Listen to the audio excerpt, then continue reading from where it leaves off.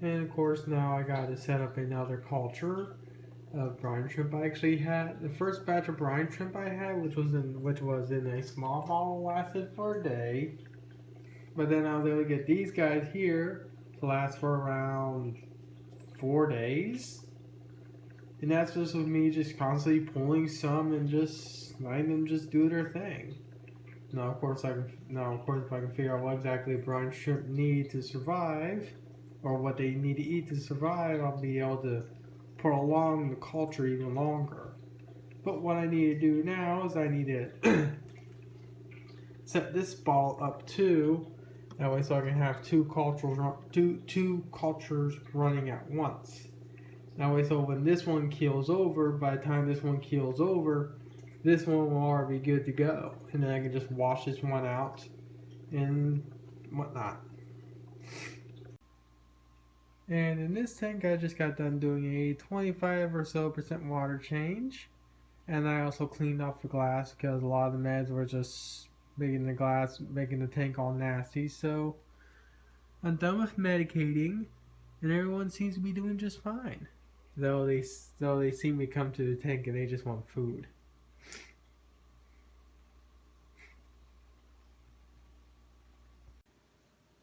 And it seems like everyone's more or less getting along.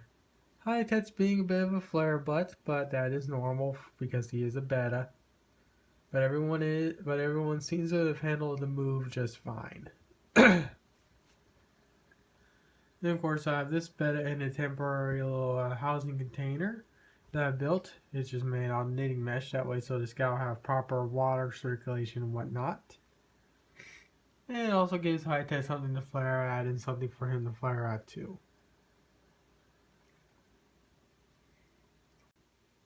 So I'm back from my outing.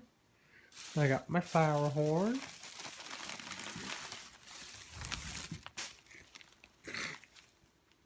Which this guy is actually pretty small, but he's got a lot of potential. He's not going to go into the 20s since I don't know if this guy is sick or not still. Though he's going to go into a 10-gallon for now. And I got one other fish.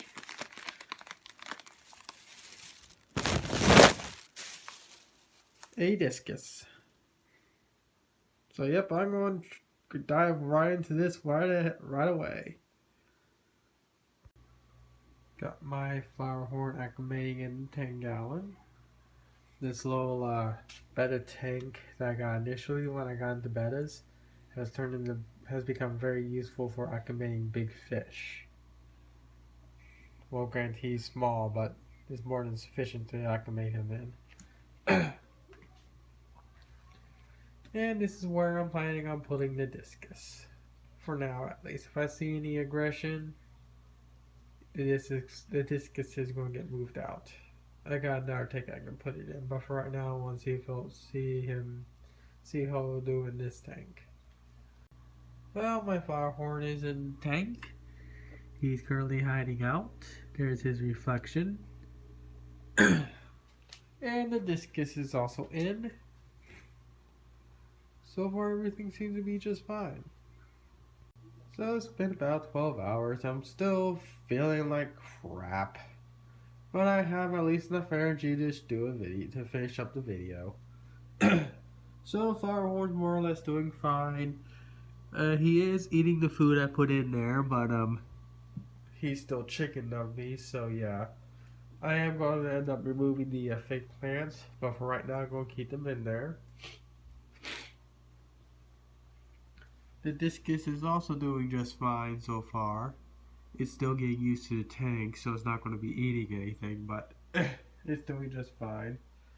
The big one is still not eating, but I'm not worried yet, considering its size. And if you can hear that, oh, we're all freaking sick. We all got a cold in this house. Ugh. Oh yeah, I'm also planning on actually moving these two from the Soul 5.5 into this 10-gallon right here, which is actually what I should have done in the first place. And I'm gonna put the female back into a 5.5. considering her size, she'll do just fine in the 5.5, and this thing is getting fucking annoying. Sorry about that. Like I was trying to say, I'm moving the female back into the 5.5. I want to keep the female in the 10 because it'll allow her to grow out a little bit more. But considering her size, I think she'll actually do better in a little 5.5.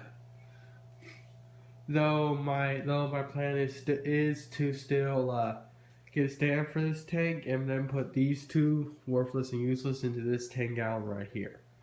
But the main reason why I'm gonna be moving the fish is because worthless and useless kind of hate this tank.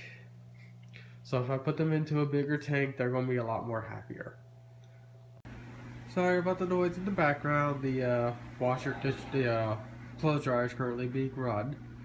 So, but it's been about a day or so since my FlowerHorn's been in the tank. I'm still sick, as you can tell, and he's incredibly stressed. But he's seems like he's not freaking out as much, but he's still freaking out.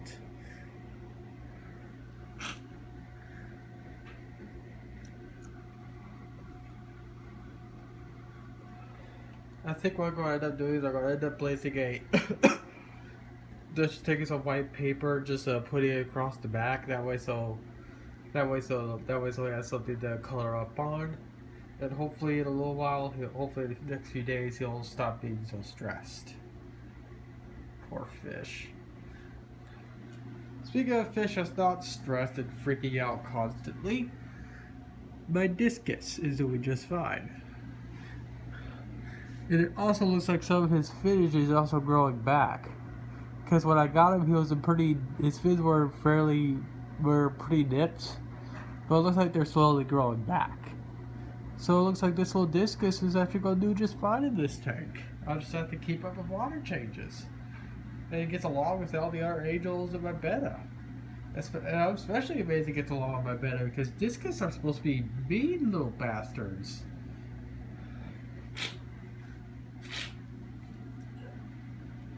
But yeah, I think I'm going to put this video to an end because editing this video together won't be that difficult, and really nothing else to really talk about right now.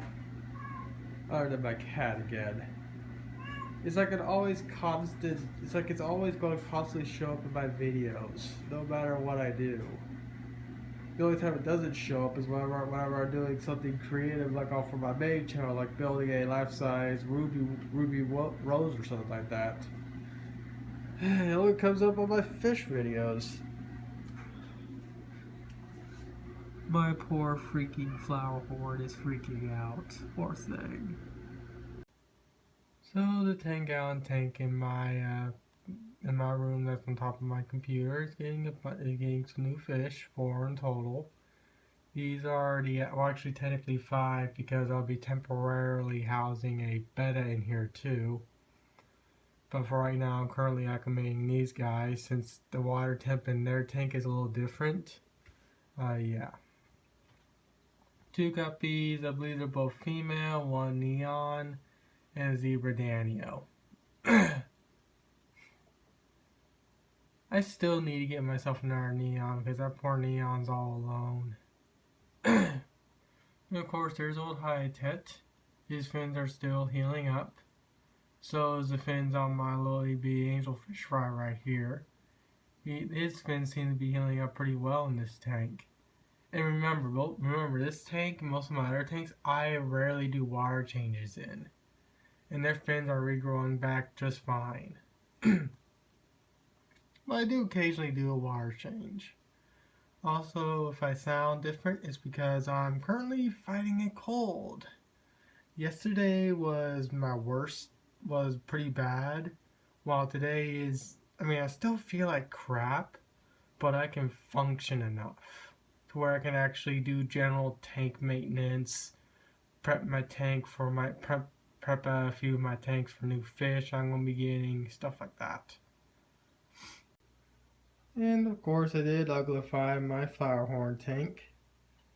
And what I initially was planning on doing was dividing this tank in half. That way, so both these two flower horns will have 10 gallons to each other.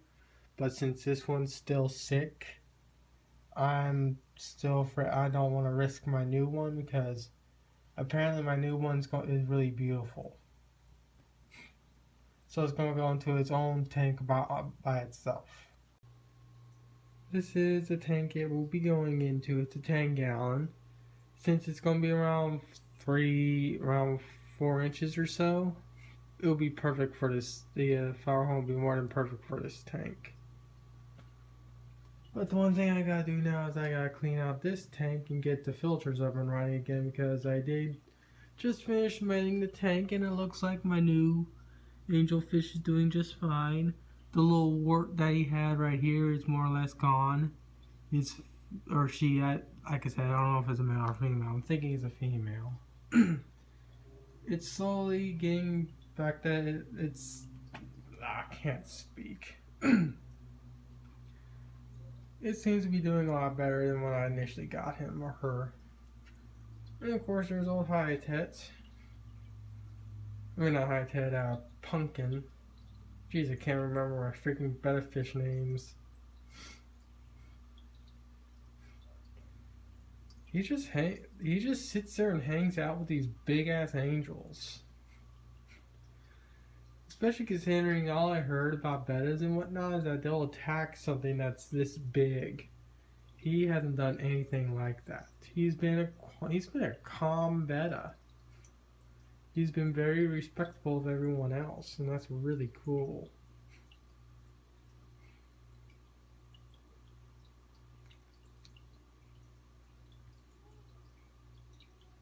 Okay, maybe the angelfish is being a little bit of a jerk. But that's the first time I've ever seen an angelfish do that. Oh, the fins on this one's really changed up quite a bit since I initially had it. That's pretty cool.